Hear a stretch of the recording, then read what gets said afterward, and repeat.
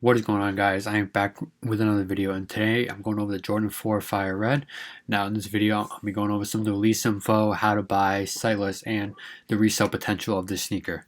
So without further ado, let's hop into it. So now the sneaker is dropping on November 28th, 2020 for retail price of $200. And the resale is going to be around $230, $240. I think that the Jordan 4s always have a little bit of resale potential, but they're never too crazy. In my opinion, they're my second favorite Jordan behind the Jordan 1.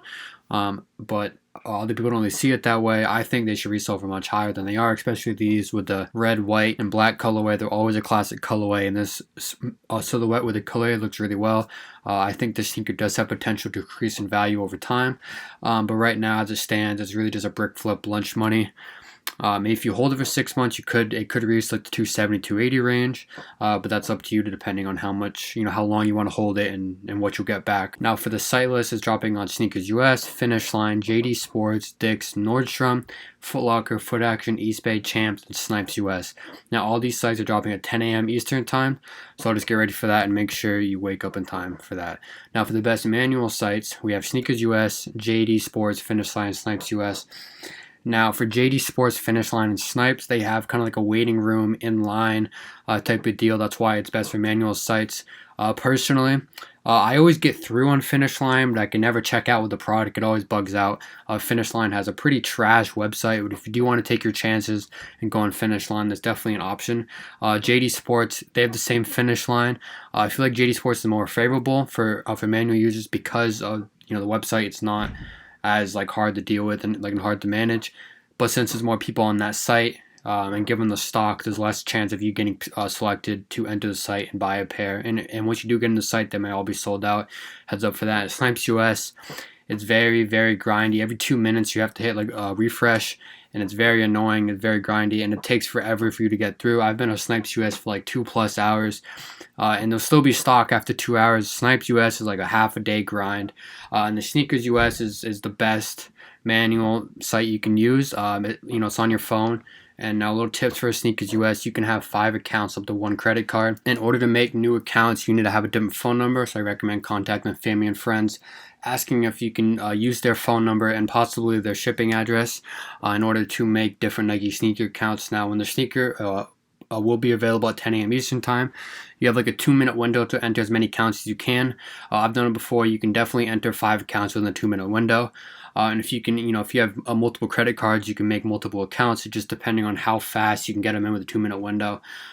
You can enter them after the 2-minute window, but it kind of bugs out and it most likely won't let you have it. Recently, sneakers have been saying the sneakers been sold out right at 10 o'clock, and then around like 10:01 they'll become available. I don't know if that's some like bot protection system they have in place or what, but just be aware for that. But there's still just only a 2-minute window to enter as many accounts as you can. So that would be your best option going manual, and it's pretty easy. You just got to different phone numbers, and I'm sure some family members or friends who aren't in the resale or who aren't really into like the sneaker culture, I'll be more than happy to let them use their phone number. So that's kind of the best manual way to do it is Sneakers US. Now the release info in terms of resale, the best size would be around 9 through 12.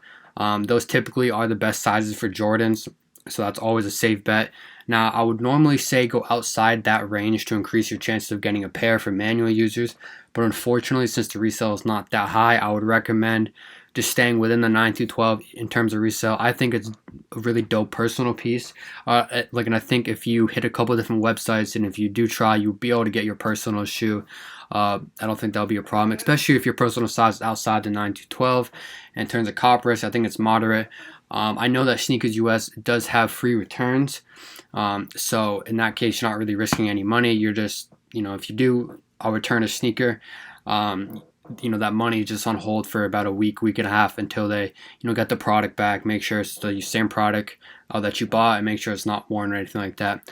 So all in all, I'm going to be going for these. I'm going to get as many pairs as I can, because if you can make $20 a pair, get 5 pairs, that's $100, in a day. And also if you're trying to build a brand, have products coming in and out of your store, your website, your Instagram, whatever. It's just always nice to have as many, as much product as you can.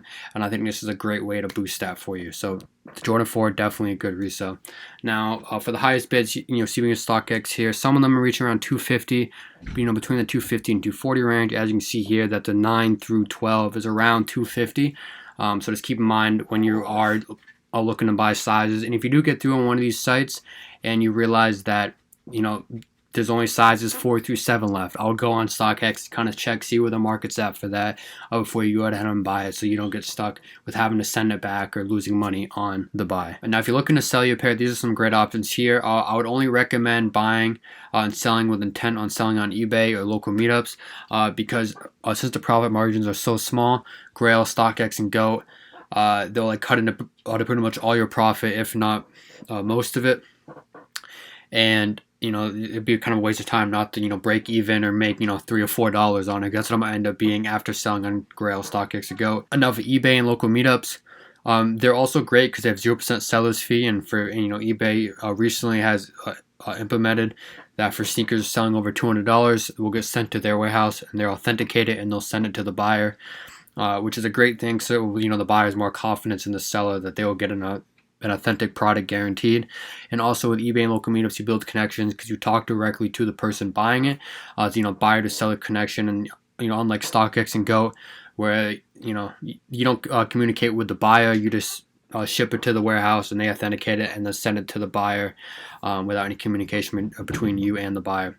eBay and local meetups, you can meet with them, talk to them, build your brand, build connections for the future. So I definitely recommend selling on eBay and local meetups. Like I said before, only buy the sneaker intent on selling on eBay or locally. Now that pretty much wraps up the video. I hope you guys enjoyed. If you guys can like and subscribe, much appreciated. I'm trying to reach 300 subscribers by the end of the year. If you guys can hit that sub button, it'd be much appreciated. And I'll see you guys in the next one. Peace out.